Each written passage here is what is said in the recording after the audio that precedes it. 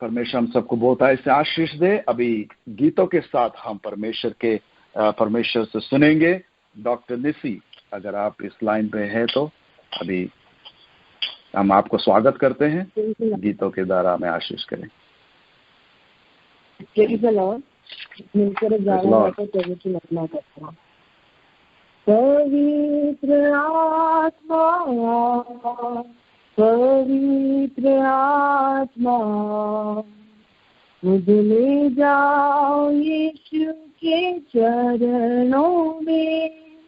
पवित्र आत्मा पवित्र आत्मा मुझे ले जाओ यीशु के चरणों में। पवित्र आत्मा सिर्फ तेरे लिए यीशु, तेरे लिए, सिर्फ तेरे लिए यीशु, तेरे लिए, सिर्फ तेरे लिए यीशु, तेरे लिए मैं हाथ उठाता हूँ। यीशु ही मार्ग है, यीशु ही सत्य है, यीशु ही जीवन है। यीशु मेरा प्रभु, यीशु ही मार्ग है, यीशु ही सत्य है, यीशु ही जीवन है। यीशु मेरा प्रभु सिर्फ तेरे लिए यीशु, तेरे लिए, सिर्फ तेरे लिए यीशु, तेरे लिए, सिर्फ तेरे लिए यीशु, तेरे लिए मैं हाथ उठाता हूँ। घुटने टिकाकर सिर झुकाकर हाथ उठाता हूँ तेरे लिए। घुटने टिकाकर सिर झुकाकर हाथ उठाता हूँ तेरे लिए। पवित्र आत्मा पवित्र आत्मा मुझे ले जाओ यीशु के चरणों में। पवित्र आत्मा। Thank you Nissi. परमेश्वर आपको बहुत आशीष देने पाए। अच्छा गीतों के द्वारा परमेश्वर ने हमें निसी के द्वारा परमेश्वर ने हमें ये गीत सुनाया। पवित्र आत्मा आ, ताकि हमारे बीच में पवित्र आत्मा के बिना हम कुछ भी नहीं कर सकते। हालेलुया। पवित्र आत्मा का अगुवाई हमें बहुत जरूरी है, ताकि हम अपने आप को परमेश्वर के हाथ में हम समर्पित करके सौंप सकें, ताकि परमेश्वर हमसे अनेक तरह की कार्य को कर पाए, परमेश्वर के राज्य के लिए हमें तैयार कर पाए। हालेलुया। निसी परमेश्वर आपको बहुत आशीष दे। और हम परमेश्वर के वचन से सुनेंगे। डॉक्टर फिलेमोन चरियान हमारे बीच में है, परमेश्वर के वचन के को लेकर तैयारी के साथ आए हुए हैं। हम उनको इस प्रेयर लाइन में निमंत्रित करता हूँ आगे के समय आपके लिए। फिलेमोन चरियान। परमेश्वर के नाम की स्तुति हो। परमेश्वर ने हमें ये मौका दिया है कि परमेश्वर के सम्मुख में आके बैठ के परमेश्वर की आराधना करने के लिए। जब मैं एक बात समझता हूँ, कितने जन अभी इस वक्त में अपने काम पे पिछले एक हफ्ते से, एक महीने से, सालों से काम करते जा रहे हैं। उन्हें जब समय नहीं मिल रहा है परमेश्वर के साथ में एक रिश्ता बना के रखने का। हालेलुया। परमेश्वर ने आज सवेरे हम में से हर एक जन ने जो प्रेयर लाइन के द्वारा परमेश्वर की प्रार्थना कर रहे, याचनाएं कर रहे, अपने रिक्वेस्ट परमेश्वर के सामने रख रहे और परमेश्वर से एक रिप्लाई, एक जवाब मिलने की कोशिश में हम लोग सब लोग हैं, है ना। हालेलुया। मैं यही कहना चाहता हूँ कि हमें ये बहुमूल्य चांस जो परमेश्वर ने दिया है उसे वेस्ट ना करते हुए, आज जब से ये प्रेयर लाइन शुरू हुआ है, ठीक है, लीडिंग करने वाले श्याम भाई भी और बिचाची भी और प्रार्थना करने वाले विषयों के लिए भी, और आज का जो गाना गाया है वह सब जगह हम एक ही चीज देख रहे हैं, वो था कि परमेश्वर के साथ में हमें घनिष्ठ रिश्ता बनाना है। हालेलुया। ये घनिष्ठ रिश्ता ये कैसे हम बनाएंगे, ये कैसे बनता कैसे? रिश्ते जो बनते हैं एक दूसरे के साथ में, चाहे वो हमारा फ्रेंडशिप होने दो, ठीक है, चाहे वो हस्बैंड एंड वाइफ का रिलेशनशिप होने दो, चाहे वो भाई बहन का होने दो, चाहे वो फैमिली का होने दो, ये रिलेशनशिप बनता कहाँ से? ये रिलेशनशिप सिर्फ एक हाय बाय बोलने से नहीं बनता है। हम बार बार जब मिलते हैं, बार बार जब हम उनके साथ बैठकर बात करते हैं, बार बार जब हम अपने प्रॉब्लम्स को शेयर करते हैं, संकटों को, कठिनाइयों को, अपने जिंदगी में होने वाले चीजों को जब हम एक दूसरे के साथ शेयर करते हैं, उनके साथ हम लोग रिलेशनशिप बनाते हैं। हालेलुया। तो मैं आप लोग से कहना चाहता हूँ यही चीज परमेश्वर के साथ भी हम करते हैं। सिर्फ फर्क इतना है, हम सिर्फ हाई बाय में और अपने दुख दर्द बताते नहीं, हम अपने याचनाओं को, अपने दुख को, अपने बीचवाई करने वाला यीशु मसीह को बीच में रखते हुए हम प्रार्थना, धन्यवाद और दूसरों के जिंदगी के लिए हम लोग जब याचनाएं और प्रार्थना जब हम करते हैं, तब हमारा परमेश्वर के साथ में एक रिश्ता बनते जाता है। हालेलुया। मैं आज आप लोग से एक वचन से बात करना चाहता हूँ, वो पहला तिमोथी 2:1 से लेकर 15, पहला तिमोथी 2 अध्याय उसका 1 से लेकर 15 तक हमने से हर एक जन ने कभी ना कभी ये वचन पढ़ा है, कभी ना कभी इसमें से प्रचार सुना है, कभी ना कभी हमसे इसमें से परमेश्वर ने और पवित्र आत्मा ने भी हमसे कहीं ना कहीं बात की है। हालेलुया। मैं आप लोग से कहना चाहता हूँ, इसमें लिखा गया एक पुरुष को कैसा रहना चाहिए। अगर आपको एक अच्छा रिश्ता परमेश्वर के साथ में चाहिए, चाहे वो पुरुष हो या महिला हो, मेल हो फीमेल हो, हालेलुया, जेंट्स हो या वुमेन हो, जो भी है, लेडीज हो, उसमें कैसे रहना चाहिए उसके बारे में परमेश्वर ने यहाँ पे एकदम सरल रूप में लिखा है। ठीक है, हमेशा परमेश्वर यहाँ पे लिखा गया, हमेशा थैंकफुल रहना चाहिए हमें अपने जिंदगी के लिए। सबसे बड़ा चीज आज के जमाने में आप लोग जानते हो, कोरोना का ये समय में सांस ले रहे हो, वो ही बहुत बड़ी बात है। कितने जन ऑक्सीजन ना मिलने की वजह से मरते जा रहे हैं, कितने जनों को हम हॉस्पिटल साइड में काम करने वाले, हमें पता है, डॉक्टर्स और नर्सेस इस लाइन में है, हम सबको पता है कि ऑक्सीजन कितने भी लीटर में दे दो, हाई फ्लो में भी लगा दो, लेकिन उसको सांस लेने में दिक्कत है क्योंकि लंग्स प्रॉपरली काम नहीं कर रहा है। ठीक है, इस वक्त हमारा दिमाग, हमारे लंग्स, हमारा अंदर के सारे ऑर्गन्स बराबर काम कर रहे हैं, हम जिंदा है, वो उसी के लिए हम परमेश्वर को धन्यवाद दे सकते हैं। जिंदगी में प्रॉब्लम्स तो आते जाते रहेंगे, हालेलुया। थैंकफुल होके परमेश्वर के सामने, परमेश्वर की सच्चाई में हम लोग को तो अपने क्या हाथ उठाकर, यहाँ पे लिखा गया है, अपने हाथ को उठाकर बिना क्रोध और डाउट के, संशय ना करते हुए, डाउट ना करते हुए, ठीक है, बिना क्रोध के, गुस्सा और क्रोध में डिफरेंस है। ठीक है, गुस्सा में मैं पहले भी बोल चुका हूँ और मैं बार बार बोलता हूँ कि गुस्सा हम क्या है, हम गुस्सा होके निकल जाते हैं, लेकिन क्रोध क्या है कि हम उसके बारे में मन ही मन में उस इंसान के लिए हम वैर रखने लगते हैं। ठीक है, हम उस क्रोध के वजह से हम गलत काम कर देते हैं, हम कभी उसको उटपटांग बातें बोल देते हैं, कभी उल्टा जवाब दे देते हैं, या फिर उसको कभी शायद हम अपने घर में नहीं घुसाते हैं।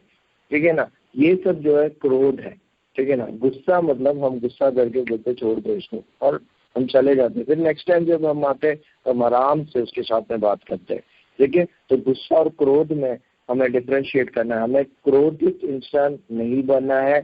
डाउट के साथ में हमें परमेश्वर की आराधना नहीं करना है। ठीक है, और आगे लिखा गया एकदम सिंपल रहना है, अपने आप को इस दुनियादारी किसी भी चीजों से हमें अपने आप को ऊंचा दिखाने की कोशिश नहीं करना है, बल्कि आपके ढंग के द्वारा, आपके ड्रेसिंग के द्वारा, आपके बातों के द्वारा, आपके सोच विचार के द्वारा परमेश्वर के नाम की महिमा होनी चाहिए। आप प्रचार करो या ना करो, आपको देखते ही सामने वाले को पता चलना चाहिए कि ये परमेश्वर का बच्चा बच्ची है, बालक है, इसमें कोई डाउट नहीं है। वो कैसे पता चलेगा? आप परमेश्वर का बाइबल लेके हाथ में उठा के अपने ऑफिस में जाना, या फिर बाइबल गाड़ी के सामने रख देना, या हमेशा प्रचार करते हुए चलना, ये नहीं है।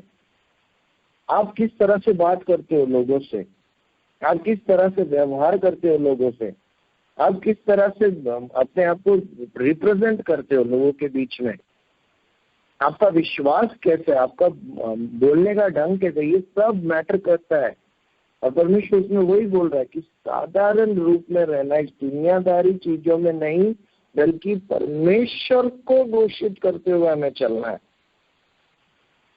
अच्छे कर्म करते हुए, शांति समाधान के साथ में, पीसफुल साइलेंस, पीसफुल लाइफ। देखो, शांति और समाधान के साथ में परमेश्वर में लीन होकर, परमेश्वर में देखो, साइलेंस, शांति, समाधान और परमेश्वर में लीन होते हुए हमें हर एक काम करना है। तो हम लोग अपने मन मर्जी में कुछ भी नहीं कर सकते। आप और मैंने कई बार ऐसा क्या किया होगा, जल्दबाजी में प्रार्थना ना करते हुए, बाइबल ना रीड करते हुए हम कई बार जा चुके हैं, हम एक्सपीरियंस कर चुके हैं, और उस चीज में हम लोग को आज नहीं तो कल कभी ना कभी उसमें हमको फेलियर मिला है, डिफीट हुआ है हम लोग का। लेकिन अब हम उस चीज से बाहर आना है। हमारे सामने आने वाले हर एक जनरेशन को हमें इस बात समझाना है कि देखो भाई बहन, आप शांति, समाधान और परमेश्वर में लीन होते हुए हर काम करना है, तभी जाके आपका रिलेशनशिप, रिश्ता परमेश्वर के साथ में घनिष्ठ होगा। और जब वो घनिष्ठ होगा, आप जो परमेश्वर से मांगोगे वो आपको मिला जाएगा। हालेलुया। लेकिन ये सब करते हुए जब हम रह रहे, परमेश्वर एक और चीज हमसे कह रहा है, अपने आप में एक कंट्रोल होना बहुत जरूरी है। सेल्फ कंट्रोल होना बहुत जरूरी है। वो कुछ भी चीज के लिए, हर एक चीज के लिए परमेश्वर कहता है self control is just not ये दुनियादारी चीजों के लिए, या फिर क्या बोलते हैं, व्यभिचार के लिए ही सिर्फ नहीं है, या दारू पीना, तंबाकू खाना, ठीक है, और अन्य गांजा करना या ऐसे अन्य चीजों के लिए सिर्फ नहीं है। ठीक है, सेल्फ कंट्रोल कई चीजों को हम क्या करते हैं, अभी के जमाने में हम लोग क्या करते हैं, एक है तो उसको और भी लेके रखने की कोशिश करते हैं। ठीक है, हमारे पास में 10 नया शर्ट है, फिर भी एक नया शर्ट खरीदना है। ठीक है, आजकल ऑनलाइन में सब आने लगे, हम जब भी ऑनलाइन ओपन करेंगे एक अच्छा शर्ट दिखता है, एक अच्छा शूज दिखता है, अच्छे चीजें दिखते हैं, तब हमें क्या होता है, उसे खरीदने का लस्ट होने लगता है। उसे खरीदना है, मुझे इसे स्टोर करना है, अपने घर पे रखना है, ये करना है, वॉच खरीदना है, ठीक है, कार खरीदना है, बच्चों के लिए खिलौना खरीदना। ज्यादा नहीं करिए, हद से ज्यादा हम किसी भी चीज को प्यार करते हैं, उसका मतलब ये है कि हम परमेश्वर को छोड़ के इस चीजों के लिए हम लोग अपने दिल में चाह रख रहे हैं। ठीक है, वो नहीं रखना है। परमेश्वर कहता है कि तुम्हें विश्वास में, प्रेम में और पवित्रता में आगे बढ़ना है।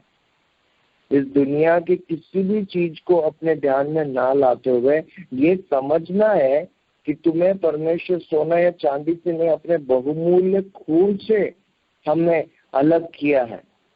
हमसे कहा है कि दुनिया की चीजों से नहीं, बल्कि मैंने अपने एकलौते पुत्र को तेरे लिए जिंदगी देके क्रूस पे चढ़ा के, कालवरी में चढ़ा के 3 दिन तक लटकाए रखने के बाद में जो मुझे मिला है वो आप लोग हो।